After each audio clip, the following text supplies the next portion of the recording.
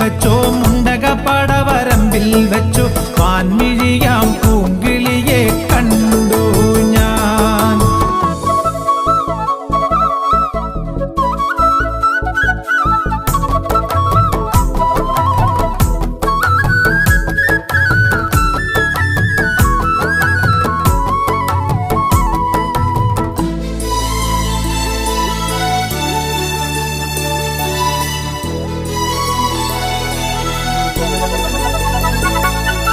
വെറുതെ മിഴിയടച്ചാൽ മുന്നിൽ വന്നു നിൽക്കും കുളിരും ചെറുകാറ്റായി കാതിൽ മെല്ലെ